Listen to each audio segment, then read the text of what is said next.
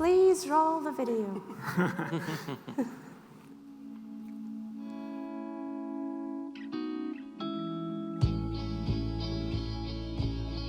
I was 7 when I was walking to school, and some kid said that the gray dog was better than I was because it was gray and I was black. Spanish was my first language, and I was insecure about my English. I was hesitant to come out because I was afraid that I would get kicked out of my sorority, I would lose my friends, that my parents would treat me differently. It wasn't uncommon for a young Hispanic kid to be harassed and to be just jumped and beat up. Yeah, those are the kind of things that I grew up with. And I remember being at one of my jobs. I was pregnant with my first daughter. Somebody said, you're pregnant. Your earning potential is done. This gentleman came up to me and literally started talking to me like this. How are you today? When I say things like my husband, there's always that little pause of what are they going to say? What are they going to think? I've always struggled with feeling like, I deserve to be at the table. I think having served in a combat zone, sort of the harsh reality of what being in the military is really for. For years, I would find myself being the only woman in the room whenever we had a meeting. It starts to build an idea in your mind that I'm not enough, I'm not worthy of being who I am. I love all of these. I could pick any picture. Okay. Adobe for All, to me, means that you can come from any background and have a place and a part here at the table. We don't treat anybody differently just because they're from another country or from another culture. That we embrace you and we want you here. We want you to express your individuality at our company. Everyone who works at Adobe or is a part of the Adobe experience can just be their true selves. Adobe's culture is very strongly rooted in people and making sure that we treat people well. Technology needs the best ideas to stay competitive. And why would you only hire from less than 50% of the population? So when I came to Adobe, I don't believe we were as diverse as we are today. I don't think I'd be as successful as I am today had I not had the mentors that I've had, in the last year that I've been here. I think it's important to let people know that it's okay to be who you are and to be your authentic self. I think our company should look a lot like the people that we service, and that's going to be everyone worldwide. By bringing people with different backgrounds, bring different ideas and different perspectives. So I think that there's definitely a steady increase of diversity coming into Adobe, and that makes me happy to see. I would say it resonates well with the Indian phrase, Vasudhaiva Kutumbakam. It means the entire world is one big family.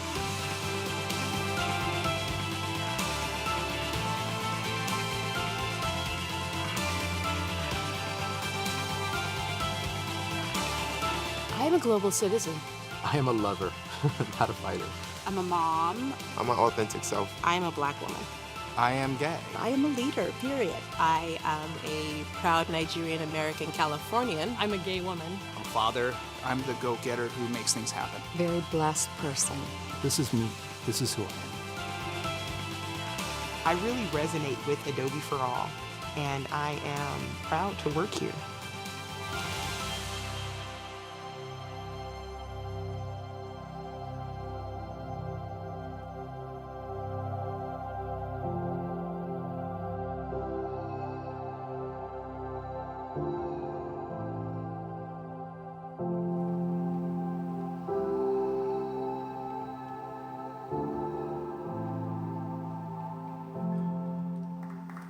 Yes. Now tell me the truth. Under your masks, are you smiling right now? Seriously, it feels good. We get goosebumps. I mean, we've watched this video a couple of times as the panel today, and it always gives us goosebumps. And it's Adobe for all, it's GEOINT for all, it's humanity for all. And let's start by saying I'm very happy to be here with you today. I'm happy that I get to be with these amazing people and with you. You are the most important people in the room to talk about the topic of diversity and inclusion in GEOINT. I am thankful for my dear friends Rhonda Schrank and Christy Monaco who, by the way, are, in the backstage here. And I don't know how they do it. They're also, in the backstage of every hub. They must have figured out cloning, but this is how supportive they've been behind the scene. So a big shout out to them. But I'm thankful for them to have this topic at a GEOINT symposium and to have it on the main stage. So this is a huge, huge message. And it says a few things. I think it says, let's face it, that we are all cognizant that there is an issue, right? That there is an issue in diversity in technology, in geospatial, in government, in academia, in GEOINT, and I can go on. But also, I think the flip side of it is it also shows, and the reason I hope you're all here, that actually each one of us is trying to do something, right? And at least to have the conversation in the open, right? And again, I hope that we're gonna all leave this panel and this event not just inspired, but hopefully inspired with at least one bit of action, right? So that we can take it. I know in my role at the Open Geospatial Consortium, so as the new CEO of the consortium, I know I'm not doing enough, right? But I'm trying to do a little bit, and one of the things I've been trying to do, and we'll hear more later, is I've been trying to highlight the women leaders in technology in our field.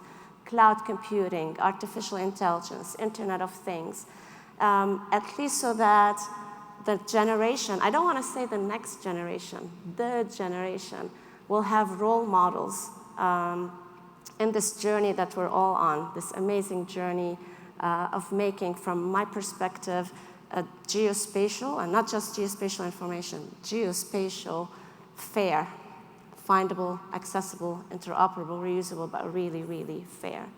So that's why I'm here. I hope you're also thinking why you're here, and I bet you are eager to know why our amazing panelists are here. So I would like to start off with Gus. If you can tell us your story, why you're here. Great. First of all, thanks to you and also the people at USGIF for having me. It's an honor to be up here with these esteemed professionals. And I'm here because I've always been the type of person, I don't want to close the door behind me. I come from a pretty rough neighborhood in Savannah, Georgia, where I grew up extremely poor. And I entered the Army as a combat engineer 23 years ago. And, through that time, I met a lot of great people who helped to mold me into what I am today. So I'm here, because as an engineer, we're problem solvers, and whenever I walk into a room, being the senior geospatial engineer right now at Army GEOINT, the first question I'll ask people before they waste my time is, do you really want to solve this problem? Or have you become so intimate with this problem that you want to keep it?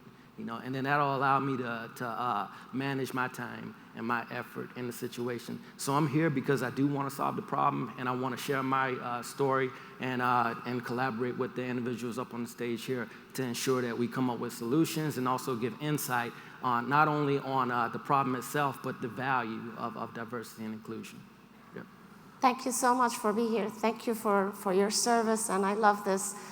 Maybe if we're taking notes, this is my first thing that I will note down, leaving the door open behind me. It's not just me. Yep. We need to help others. Amy, what's your story? Well, my story is very similar. We had a chance to sit in the back and just talk, and we realized we're talking the same language, but we've been talking the same language. We want to get to a point where it's not a topic. It's just doing. We're doing the right thing. We forget that this isn't hard. It's not a hard problem to solve. We just need to be able to do it. So I had a great conversation with Gus and Chris, and we just want to put the word out there to don't be afraid. Include let people sit at the table. But once you sit at the table, you want other people like you at the table. You know, getting to the table is one thing, but you can't feel completely like you belong if you're the only person that, like myself, at that table. So I want to be able to just break some barriers. Let's have real conversations. Let's stop covering it up. I like this, Amy. I think this is, you know, note number 2 then. As a success criteria for our events, if at one point we don't have a diversity panel and we don't deliberately have diversity on our panels, then we would be successful. I'm with you, Amy. Exactly. Chris. So I'm here because I want to move us away from the business case for diversity. I'm tired of hearing about it. We didn't need a business case to hire all the white, heterosexual, able-bodied men, me being one of them. I'm here because I want to get us away from diversity and inclusion and into equity and belonging. Diversity and inclusion, I get it, are the 3 words we're used to. And I can only tell you, just for context sake, I was a 30-year-old SES in the federal government. I don't say that to brag, I say that to say it was privilege. I didn't have a degree, people assumed I had one. People assumed I was more articulate, people assumed I was smarter.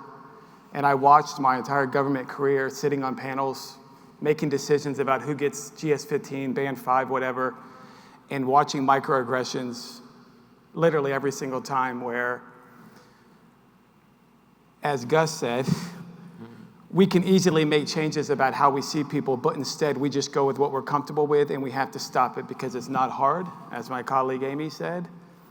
And I'm here to change the conversation along with my colleagues, because at the end of the day, we can say we want change, but talk is cheap, and we put our money where our mouth is. Equity and belonging instead of diversity and inclusiveness. Thank you, Chris. Thank you for also being brave enough, actually, to speak out. So I have a list of questions that we have prepared for the panel. My preference would be not to go through all the prepared questions, but actually go through your questions. So if you have any questions that pop up, it doesn't matter how tough, how easy, or you think it's been solved, or it's embarrassing, it really doesn't matter. Write them down, because that's why we're here. We're here for you. And to whet your appetites, I'm gonna start with a question that's really, because they're so amazing, it's really 3 questions in one, so watch out. Gus, are you ready? Here's the questions. Okay. Yes? It says, you know, tell me from your perspective, what are some of the barriers to entry, right? In the military, security, intelligence, right? Or maybe federal government overall. And then how are these barriers to entry sort of amplified for minority populations? Maybe I'll start there and I'll sprinkle the rest of the question later. Okay. Well, you know, I'll give a little bit of my story. I was, like I said, a poor kid coming up. I got 8 brothers, and I was the first to graduate high school, first to graduate college, you know, and first in my household to go to the military. So you're talking about a really vulnerable population, believe it or not. And the minute I joined the Army as a Private E1, suddenly you're the highest earning income in your whole family. So that in of itself is a challenge that we don't acknowledge enough. And I would say one of the major barriers to entry is probably as universal as they come will be, you know, the process that it takes to get a security clearance. You know, and me personally, I've never had any kind of a criminal background. My parents kept me out of that sort of stuff. But fiscally, the financial burden of just growing up in an impoverished neighborhood and having parents who endured the Jim Crow era in Georgia, you know, that comes with 2nd and 3rd order effects, you know, and you'll have several kids that fall in that same demographic, starting off, you know, they're not starting at the same 0 start marker as average people. They're in the negatives. So they're already, experiencing credit problems because mom probably had to use their information to keep the lights on when it got too cold. So these are the sorts of things that we don't take into account when we're leading specific individuals and also when we're developing policy to determine who gets in and who doesn't. Yep. Absolutely, and it was eye-opening to me. It's like that specific example of security clearance, and as soon as we were talking about it actually yesterday, it was interesting to me and eye-opening to me because I'm not in the IC community.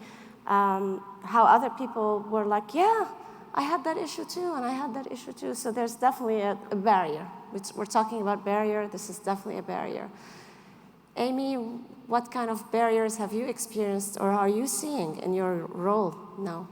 Well, as a woman, as an African-American woman, you walk in the door and automatically it's like I have to feel like I have to compete. And it shouldn't be that way, but it is. I mean, it's that way, it still is that way. I think for me, I was very fortunate to have really good champions. My family being the biggest champion. And then you work and you work and you work and you prove them wrong. So you have to knock the barriers down a little by little, but you do. And I can see a few people out in the audience now. If it wasn't for them, I don't know where I would be today. It's truly giving someone the opportunity to show that you are just as good as someone else. And it shouldn't be because of the color of your skin or because you are a female. So we still see it. And I really want to be there for not just the young professionals, but for everyone to not have to do or fight their way, claw their way to be sitting on a panel, right? That's what I would like to do. Yes. I have so much to say because this is like, you're combining, I'm trying to combine what you said with what Gus said earlier, actually, or maybe, again, this panel is a snippet of a conversation, and I hope not just between the four of us. When Gus yesterday said, even when we're on the same table, people don't realize that some of us have a big baggage with us that got us here. So you're all almost like competing with a disadvantage already, but that baggage is not visible because you're on the same table. And I can share, is it a woman, is it a color, or is it your accent? That automatically, it's like she has to prove herself first before I actually believe what she's saying. Chris, I see you nodding your head as well. I mean, so much of why I say equity is the issue, and to what my colleague said is, I think the biggest barrier is pride. Because we have these ideas of what standards are, we have these ideas of what someone has to do to even get hired or to get promoted, but who developed the standards? How long ago were they developed, and what was the composition of the workforce when they were developed? But when you have those conversations with people, where pride comes into it is, it's hard for them to reckon with the fact that they've lived by these standards.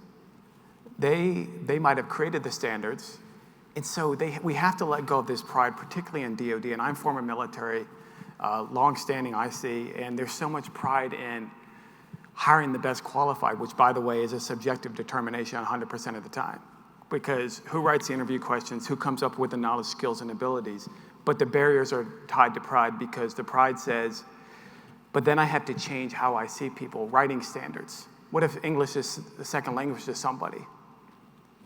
Things like you have to be prior military, where women only make up 26% of the military. So what is it that you actually need when you say you have to have prior military? But are you willing to have the conversation, or is your pride in the way? To me, it's a pride issue. Pride issue. So let's, we don't want to depress people. So let's see what we can do, right? It's all about action. So again, if you have any questions, they're coming. And you've all hinted at this, but I want to dig a little bit deeper. The buzz around diversity and around inclusion, which does not equate, as Chris said, to belonging. So what can we do? how can agencies, how can businesses increase this sense of belonging, which means it's not just opening the door, there's more to be done. Gus, you want to start us off? Yeah, I can take that one. When it comes to belonging, to me, it immediately jumps out as one of the rungs on Maslow's hierarchy of needs, okay? So first of all, you got to acknowledge that that's a thing that exists, and that, you know, you're not going to get very much out of people if those bottom levels of the hierarchy are not being met, first of all. And when it comes to belonging, when you talk to a person, make it a conversation about what that individual brings to the table in terms of their skills, their experiences. You know, I like to go back to one of my favorite people, W.E.B. Du Bois, you know, Harvard's first black graduate, you know, and he said the pleasure was theirs. And obviously so, because I'm quite sure that he enriched learning experiences from the people there just by sharing his. And he described education as a whole system of learning that takes place within and without the schoolhouse walls. That means your life in of itself gives you some value added. If you come to the analytic tradecraft or to data science, what have you, you're going to look at things in ways that only you can because of where you came from. So I say when you approach people and allow them to understand that there's value in that in of itself, then you'll make them feel like they belong and not like they're just a quota, so to speak, okay? Right. So I'm hearing from Chris, we need to change how we interview and how we set the criteria. And you're saying we need to change how we do business internally as well. The process changes. Actually, the more we have, I always say the ball rolls. You need something small. So by having a core group, the ball rolls, the culture changes internally. So Amy, how can we increase belonging? And you're now the head of HR at a small business, which is amazing. I think a lot of it is you have to realize that everybody has a story and not all stories are the same, right? And if you take the time to figure out what that person's story is and see if you can connect with that person's story, automatically you can try to pull them in. And then just listening to people. I mean, just listen to people. It's, like I said, this is not hard. We just need to do it, not be afraid to do it. That's all. I mean, that's about it. It just open up and talk to people. Just talk to them. Bring them in. Chris? I'll give just a very practical thing and then maybe something that's a little on the sarcastic scale, but very sincere. When I was a culture executive at DIA, one of the first things I said was, we're going to stop marketing, and we talked about this, History Month events. And here's what I mean by that. We do a lot of inclusion, but it's one time, we do these events, but we would market them. We'd say, well, you know, there's not enough people coming. We want people outside the doors bringing people in. And I would say, no. When the director comes in, I want him to see how many people actually care. When you communicate it, you don't market it, how many people actually care. And the reason that helps belonging is then they don't have this false front about how much we care. Because what we do is we have these events, there's a lot of people in the room, pictures are taken, and we have this false sense of authentic belonging. So on the practical scale, get rid of dress codes, trust that people won't be unprofessional, get rid of writing samples, and change our views on what it takes to be promoted. Again, this is just more practical, where you don't tie it to someone's ability to write. You tie it to whether or not they can do their job in a different way than your standards have historically applied. And again, it's a pride issue, in my opinion. Yeah. Authentic belonging. So I can't skip this question. So they say a panel is good when the panelists disagree or they start throwing chairs at each other. So we're going to spice it up because this question is really very good and it affects you. And Chris, I'd like to start with you because it builds on your point. Look at the audience. There are not enough old white men in the audience, like me today. But we still make up the majority of the attendees. What's up? And how do we get everyone to pay attention? Chris? So I'm going to say not through a business case. We didn't need a business case to hire all the people in the current composition, so I'm tired of business cases and needing a business case to care. So what do we do to get more people, I'll say who look like me, to lean in? I don't know if I have a good answer because we're so used to the business case and let's convince them or convince us because I am a white male. So I'm going to ask if you can pass for me because I really have to think about that if that's okay. I know. It's a very hard question. And It's a great question question for everybody in the audience because sometimes we do, what do they say? You preach to the converted already, right? So how do we reach the people outside the room? Yeah, I think it's a great question. One of the things that a mentor told me a long time ago is if you're talking to an audience full of firemen, don't talk to them about how soft the roll of toilet paper is. Talk to them about how flammable it is, right? So figure out what matters to them. And me personally, I've never cared too much about being liked or accepted. So I always approach those types of individuals with what I bring to the table. And I think if we focus more on the value added when it comes to diversity. Now, me in the business we're in, we want to win, obviously, because when we lose, bad things happen.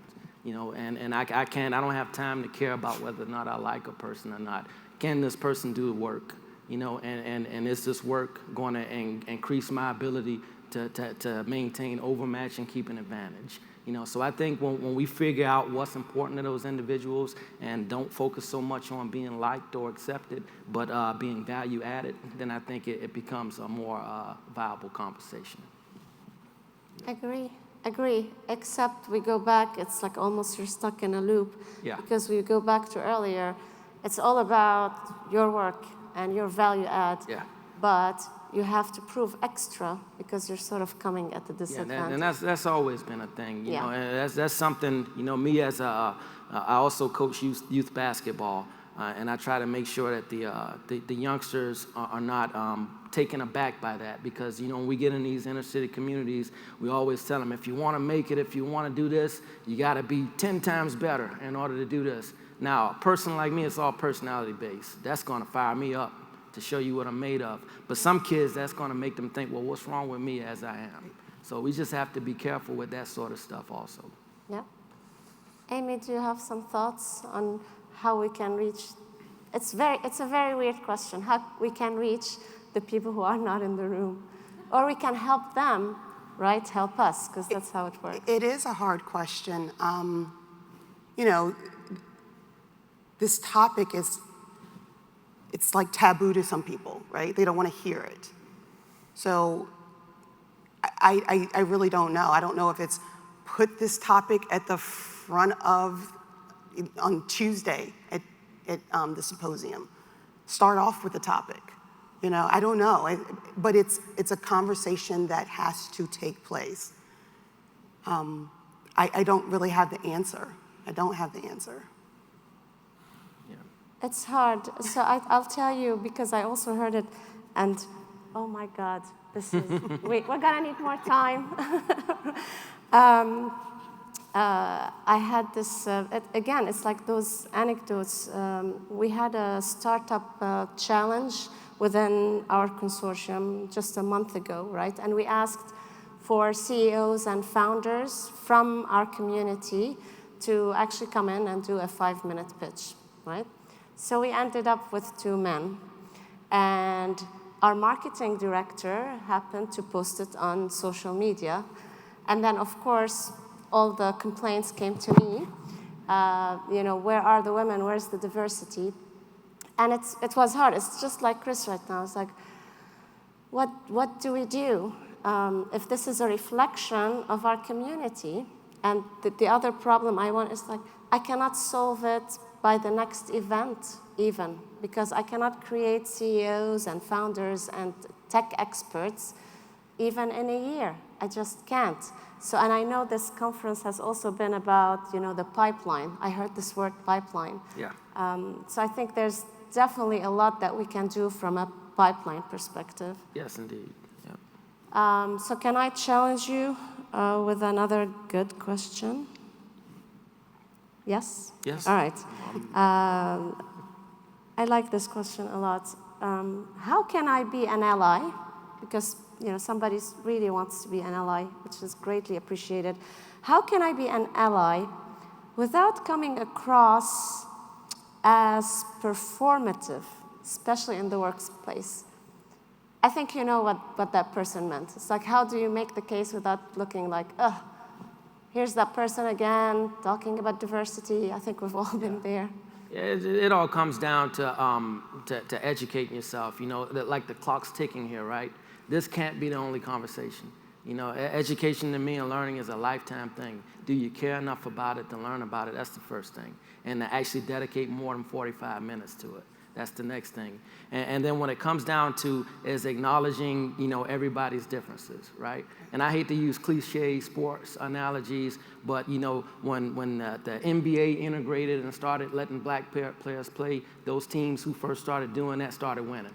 That's just the way it goes. And the same thing will happen when it comes to those pipelines, like you said, though. The communities I come from, they recruit athletes. They know those kids can run and they can do all these things. But there are also some brilliant young minds down there as well. But the pipelines don't exist, that the exposure to things like coding and geospatial and other ints, they just don't exist down there. And kids are natural emulators. If you show them and expose them to these types of people, then they're going to want to be these types of people. And you show them the value in it and just make yourself accessible. So when you say make yourself an ally, recognize the fact that something that may be difficult for you is easy for me because of where I came from. And don't be afraid to approach someone to have a conversation, right? Ask me. If it's a matter of just open conversation, let's talk about it. And maybe you'll get a little nugget from that, But if you never had the conversation, if you never talked to anyone about it, how do you feel? How did that make you feel? Did you feel like you belonged? And then they can go and do, pay it forward. Pay it forward. Chris? I mean, I actually get this question a lot only because I've been in this space a while. I was a diversity and inclusion executive for a federal agency as a white male. Here's the thing. You can't be an ally without being willing to be an advocate because there's a lot of understandable fatigue from lived experiencers for allies who are just, let me help you console, let me create a safe space for you. But in order to be an advocate, to my man Gus's point, you actually have to educate yourself. You have to figure out what's on the surface, George Floyd murder, things like that. What's below the surface? Systemic racism, systemic sexism. Yep. And to emulate what Pam said, you can't be afraid to have the conversations. You can't be afraid because that's actually offensive. Yeah, and I would even add, don't get angry at me because of my reaction to those types of things. Because one of the best things, we talk about allies, but what can we do for ourselves? I'm always about that also. And I say the best thing that other people like me can do is be authentic. If you don't like what happened to George Floyd, Trayvon Martin, say it. I don't like it. We talk about Maslow's hierarchy where it says safety. Well, when I see that sort of thing happening, I don't feel safe. I don't feel safe for my kids. And how can I perform at the highest level if I'm not safe in the place where I live, the place where I serve? I love that point. Listen to understand instead of listen to respond, which is key to facilitation. So you're having a conversation with a lived experiencer, and they may not respond in what you believe to be a comfortable way. Are you listening to understand, to learn, to research, or are you listening to respond? So if you can do those things and then move to advocacy, because we talk about things like, well, if I say something, my career might be on the line. We're talking about people whose lives are on the line and whose literal well-being are on the line every day, who come into work every day having to perform and adjust, code switch, because they don't feel like they can be their authentic selves. I get emotional about it, sorry. No, it's good stuff. It's amazing. All right, I'm going to do my best because this is good, really good. And I'm going to keep challenging you. I know in the back, they were like, please take it easy on us. And here we are going full force. It is the last panel on the main stage, so we're going to make it worth it, especially for you. And I'm there's some really good stuff in here. I'm leaving it for later. So how can we, this is an easy one, I think. But still, you detect the tone in the questions. So I'm going to read them as they are. I'm not massaging. How can we as a community attract a more diverse applicant pool upstream of a hiring decision, especially for the technical positions? Because it's not uncommon to post an engineering job requirement, and 95% of the applicants are white dudes. I'm not massaging, I told you. I will speak for me. Being the HR director for Tanzel, I won't allow it, period. As we get candidates in, I am pulling in just as the same amount of males as I am females. And then as we go through and we interview, we're gonna interview the same amount, period. I'm not going to just, we also try to pull the resume away. Let's talk to the people. Let's get to know the people. I think that's the only way you're gonna do it, is just force it. You can't be afraid of getting out of your own way. You have to open the door for others. You just have to.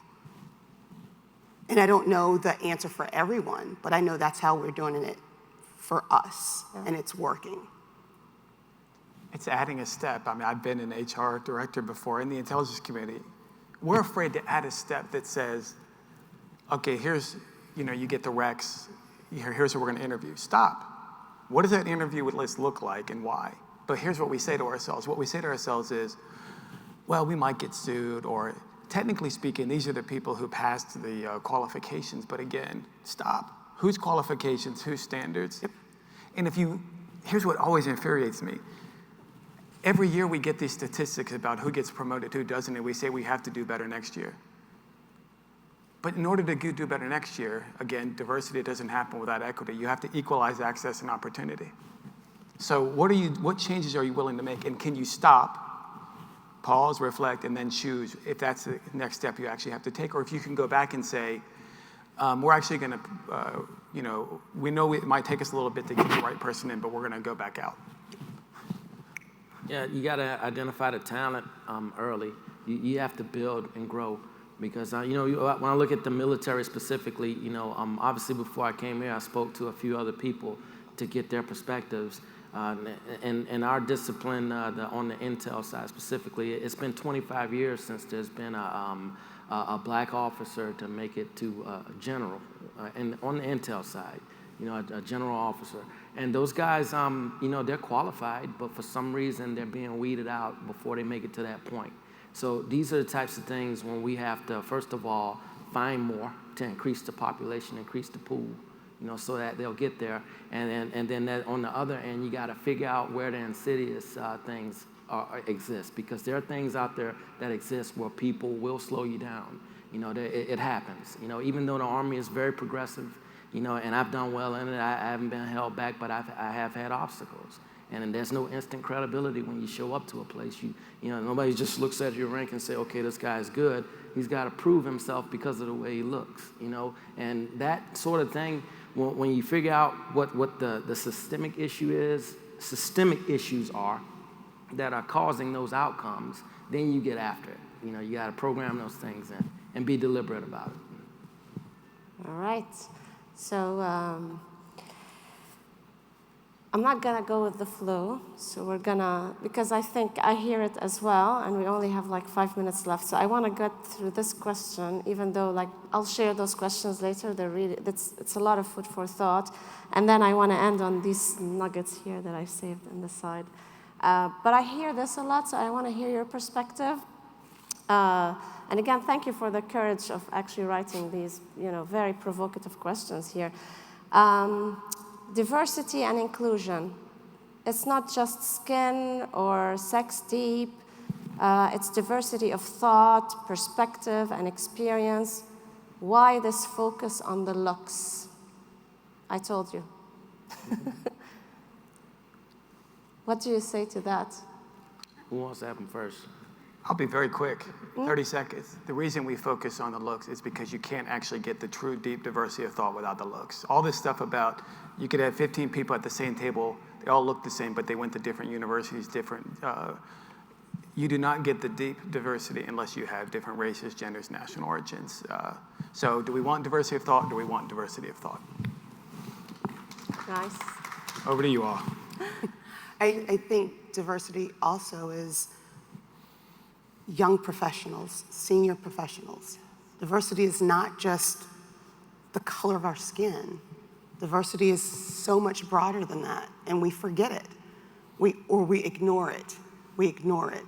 And the only way to make it better is to recognize it and try to do something about it. You know, just do it. I mean, how simple is that? We don't do it. Yeah, and I would also add diversity of history. You know, 1 month is not enough for Black history. And your history, we talking 5th grade cause and effect. You know, Black people in this country had to go through 300 or more years of slavery and then Jim Crow and segregation. And you know, you take, for instance, a guy like me, you know, segregation technically ended 25 years before I was born. Now, I've been in the Army 23 years, and I still haven't achieved, you know, the highest pinnacle of being a warrant officer. It takes that long to go from E1 to W5. So that means my parents only had 25 years after segregation to build wealth, to educate themselves, to have access to the other things that everyone has. So you got to take that into account when you're leading others, that they come from different places, and because of their walk, just as W.E.B. Du Bois described it, they're going to have thoughts and skills that you wouldn't imagine. You know, a guy like me, I was an engineer before I knew I was, because I would find things and fix them because that's the only way I'd have something. You know, so these are the things you got to take into account when you're thinking about diversity of thought, because you can't understand what people have thought about or have gone through unless you've walked in their shoes. And I have to say, yeah, I have to say also, I'm happy to be in geospatial, because geospatial is one of actually the most diverse fields I've been in. It's more diverse than just technology and IT. I've been in aviation, and I like the geospatial people because they're connectors, and you sort of don't really understand geography if you haven't been somewhere, because also going out and seeing the world really helps. So I know sometimes we're tough on ourselves, but actually when you compare us to other communities, this is the right place to start to have this conversation.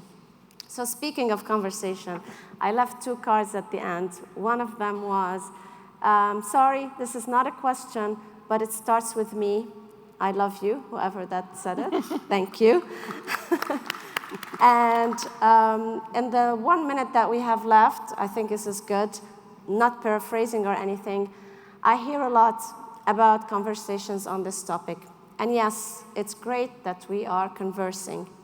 But to paraphrase Elvis, how can we have a little less conversation and a little bit more action? Absolutely.